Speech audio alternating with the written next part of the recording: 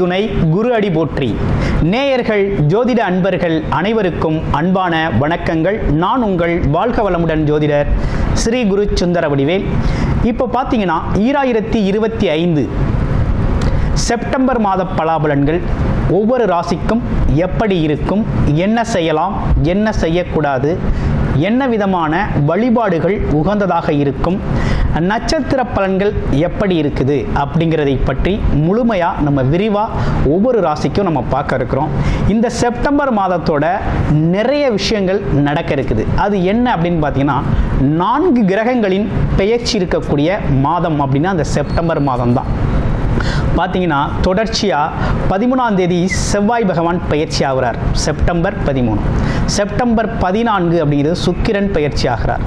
அடுத்து செப்டம்பர் 16 புதன் பகவான் பயிற்சி ஆகிறார்.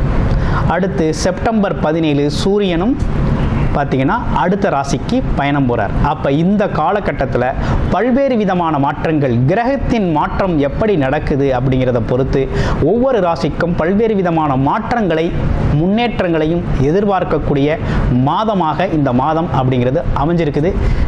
எந்தெந்த ராசிக்கு எப்படி இருக்குது அப்படிங்கிறத விரிவாக தெளிவாக இப்போ நம்ம பார்க்கலாம். இப்போ உங்கள் ராசிக்கு எப்படி இருக்குது அப்படிங்கிறத பார்ப்போம். துலாம் ராசி காலச்சக்கரத்தின் 7வது ராசியாக இருக்கக்கூடிய துலாம் ராசி அன்பர்களுக்கு இந்த செப்டம்பர் மாதம் எப்படி இருக்க போகுது, செப்டம்பர் மாதம் என்ன மாதிரி கிரக மாற்றங்கள்லாம் நடக்குது அப்படிங்கிறத பற்றிலாம் நம்ம விரிவாக பார்க்க இருக்கிறோம். அந்த வகையில் துலாம் ராசி அப்படின்னா சுக்கிரனோட ஆதிக்கம் நிறைய இருக்குது. சனி பகவான் உச்சம் பெறக்கூடிய ஒரு ராசியாகவும் இருக்குது. துலாம் ராசியை பொறுத்த வகையில் பார்த்தீங்கன்னா தனக்காக வாழ்ந்ததை விட பிறருக்காக வாழ்கிறது அப்படிங்கிற ஒரு அமைப்பு பார்த்திங்கன்னா துலாம் ராசிக்கு நிறையவே உண்டு. இவங்களுக்காக ஒரு விஷயத்தை செஞ்சுக்கணும் அப்படின்னா செஞ்சுக்க மாட்டாங்க. திட்டம்லாம் போடுவாங்க, யோசிப்பாங்க, சிந்தனையெல்லாம் நல்லா இருக்கும். ஆனால் அதை செயல்பாட்டுக்குள்ள வராது. ஆனால் மற்றவங்களுக்கு ஏதோ ஒரு விஷயம் செய்யணும் அப்படின்னா முதலாக போய் நின்று உதவக்கூடிய குணம் அப்படிங்கிறது உண்டு. அது மட்டும் இல்லாமல் தனக்கு தெரிஞ்ச விஷயத்தை மற்றவங்களுக்கு சொல்லி கொடுக்கறது, தெரியப்படுத்துறது அப்படிங்கிறத வெளிப்படையாக பேசக்கூடிய ஒரு தன்மை அப்படிங்கிறது துலாம் ராசிக்குனே உண்டான ஒரு சிறப்பு. துலாம் ராசியை பொறுத்த வகையில் நேர்மை, உண்மை அப்படிங்கிற ஒரு விஷயத்தை ரொம்ப ஸ்ட்ராங்காக பிடிச்சி வச்சுக்கக்கூடிய ஒரு அமைப்பு அப்படிங்கிறது உண்டு. துலாம் ராசி அன்பர்கள் இந்த காலகட்டத்தில் ராசிநாதன் அப்படிங்கிறவர் 10ஆம் இடம் தொழில் ஸ்தான அமைப்புகளை பெற்றிருக்கிறார். அது எந்த காலகட்டம் வரையும் பார்த்தோம்னா செப்டம்பர் 14ஆம் தேதி வரையும் பார்த்தீங்கன்னா 10ஆம் இடத்தில் இருக்கக்கூடிய சுக்கிர பகவான் 14ஆம் தேதிக்கு பிறகு 11ஆம் இடம் ஷிஃப்ட் ஆகிறார். இது ஒரு அமைப்பு. இப்போ எது சார்ந்து போய்கிட்டு இருக்கு அப்படின்னு பார்த்தோம்னா துலாம் ராசி அன்பர்களோட எண்ண ஓட்டங்கள் எல்லாமே வேலை, தொழில், வருமானம். இதுதான் மெயின் அடிப்படை. இப்போ வேலையை பற்றிய சிந்தனை என்ன, நல்ல வேலை கிடைக்கணும், நல்ல வருமானம் எடுக்கணும். தொழில் நல்லபடியாக தொழிலை செய்யணும், நல்ல வருமானத்தை ஈட்டணும். வியாபாரம் நல்லா இருக்கணும் அப்படிங்கிறதுல தான் அதிகப்படியான அக்கறையும் முயற்சியும் எடுத்துக்கிட்டு இருப்பீங்க. உங்கள் ஆசைப்படி நிறைவேறக்கூடிய ஒரு அமைப்பு அப்படிங்கிறது இந்த கிரக மாற்றங்களால் ஏற்பட்டிருக்கு. இதில் ஒரு விஷயம் என்னென்னா உங்களோட ஆசைகள், எண்ணங்கள், கனவுகள் சார்ந்த விஷயங்களுக்கான முயற்சிகள் அப்படிங்கிறது நிறைவேறக்கூடிய ஒரு அமைப்பு அப்படிங்கிறது வந்திருக்குது. அதே நேரத்தில் குரு பகவானோட குரு பார்வை அப்படிங்கிறது ரொம்ப சிறப்பாக இருக்குது ராசிக்கு. உங்களுடைய தசாபுத்தி அமைப்புகளை இப்போ நீங்கள் பார்த்துக்கணும். ஏன்னா 11ஆம் இடம் சொல்லக்கூடிய லாபஸ்தானத்தில் கேது பகவான் அமர்ந்திருக்கிறார். அவரோட இணைவு பெறுவார். யார்? சுக்கிரன் இணைவு பெறுவார். அப்போ கேது அப்படிங்கிறவர்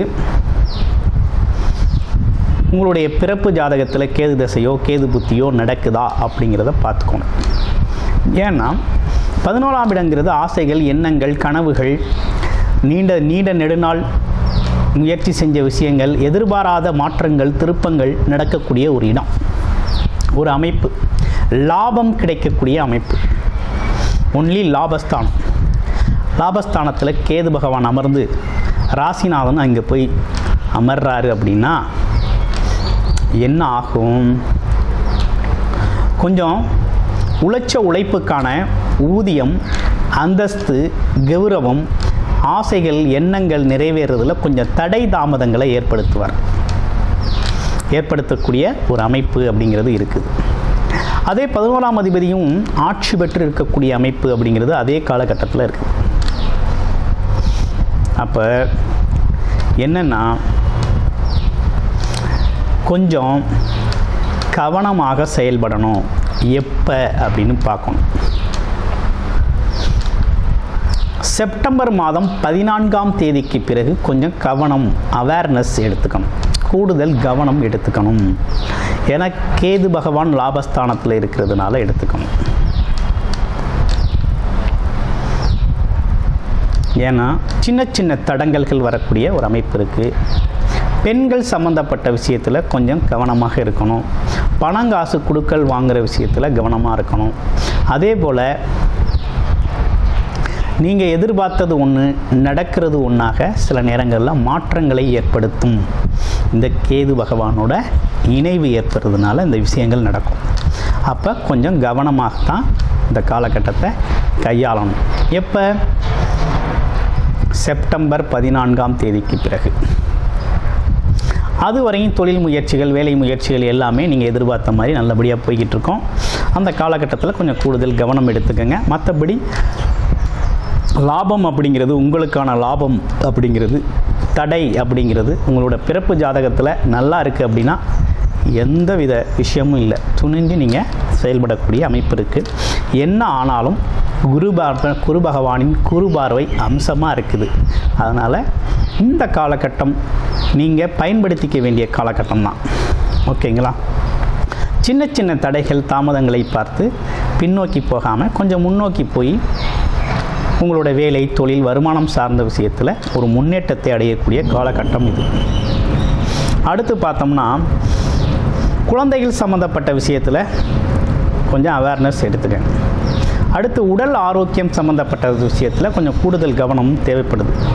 ஏன்னு கேட்டிங்கன்னா சனி பகவான் வக்ரமம் அடைந்து இருக்கக்கூடிய ஒரு அமைப்பும், அதே நேரத்தில் சனி பகவான் 6ஆம் இடத்துல இருக்கிறதுனால பார்த்திங்கன்னா அடிக்கடி உங்களுக்கு கொஞ்சம் மனச்சோர்வுகள் ஏற்படக்கூடிய ஒரு அமைப்பு அப்படிங்கிறது உருவாகும்.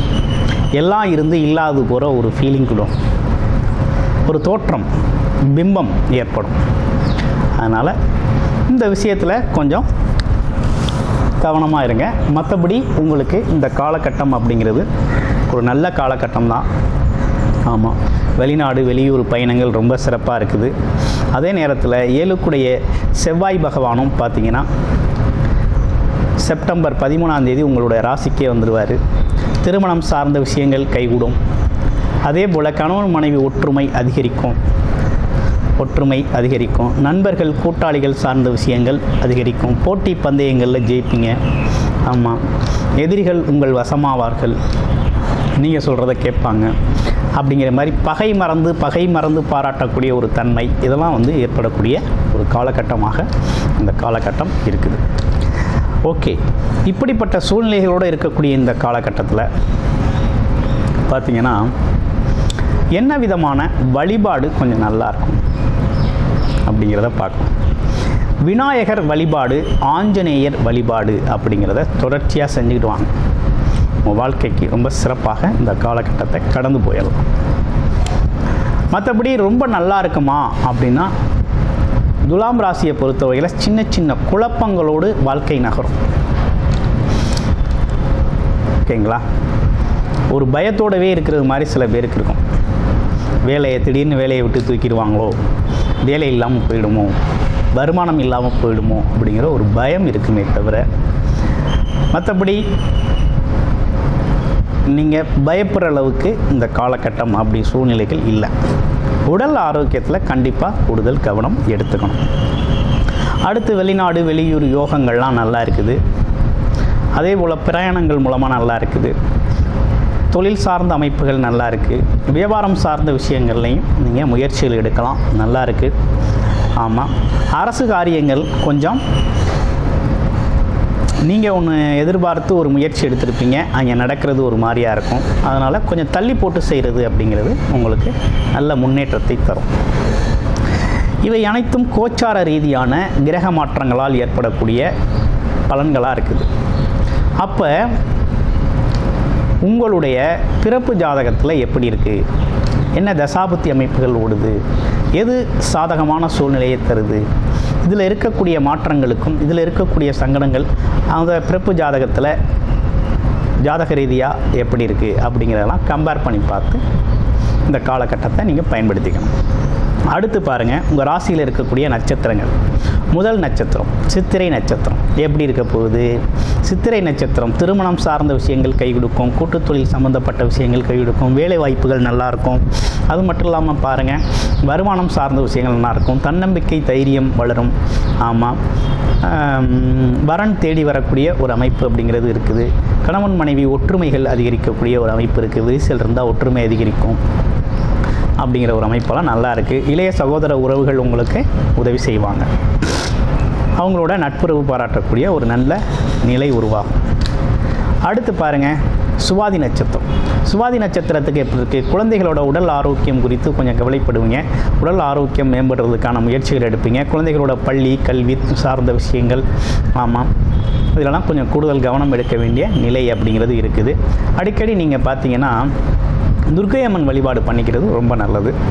அது மட்டும் இல்லாமல் உங்களோட ஆழ்மனத எண்ணங்கள், பிரம்மாண்டமான ஆசைகள், கனவுகள் சார்ந்த முயற்சிகளை உங்களோட தசாபுத்தி அமைப்புகள் பிறப்பு ஜாதகத்தின் அடிப்படையில் அது எப்படி இருக்குது அப்படின்னு பார்த்துக்கிட்டு அதுக்கான முயற்சிகள் எடுங்க. ஆனால் சூழ்நிலைகள் ரொம்ப சாதகமாக இருக்குது.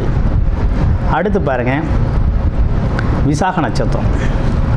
விசாக நட்சத்திரத்தை பொறுத்த வகையில் இந்த காலகட்டத்தில் பார்த்தீங்க அப்படின்னா வெளிநாடு வெளியூர் பயணங்கள் சார்ந்த விஷயங்கள் ரொம்ப நல்லா இருக்குது. தொழில் முயற்சிகள் நிறைய எடுப்பீங்க. ஆமாம், தொழில் சார்ந்த சொந்தமாக தொழில் செய்யக்கூடிய முயற்சிகள் நிறைய எடுக்கக்கூடிய ஒரு அமைப்பு இருக்குது. அதே விதத்தில் வேலை வாய்ப்புகளும் கிடைக்கக்கூடிய அமைப்பும் அப்படிங்கிறது சாதகமாக இருக்குது. சில பேருக்கு சின்ன சின்ன குழப்பங்கள் வந்து போகும். ஆமாம், இந்த குழப்பங்கள் வந்து போகும். குடும்பம் சார்ந்த விஷயங்களில் சின்ன சின்ன தடுமாற்றங்களும் குழப்பங்களும், குழந்தைகள் சம்மந்தப்பட்ட விஷயத்தில் சின்ன சின்ன குழப்பங்களும் தடுமாற்றங்களும் இருக்கும். இது ரொம்ப நாளைக்கு இருக்கக்கூடிய அமைப்பு இல்லை. இது பார்த்திங்கனாக்க வர செப்டம்பர் 14ஆம் தேதிக்கு பிறகு நல்ல மாற்றம் ஏற்படும். அதனால் வருமானம் சார்ந்த விஷயமும் நல்லா இருக்க போகுது. குடும்பமும் சுபிட்சமாக இருக்கக்கூடிய நல்ல அமைப்பு அப்படிங்கிறது உருவாயிருக்கு. ஆமாம், இப்படிப்பட்ட விஷயங்களோடு இந்த செப்டம்பர் மாதம் அப்படிங்கிறது துலாம் ராசிக்கு அமைஞ்சிருக்கு. நன்றி, வணக்கம், வாழ்த்துக்கள்.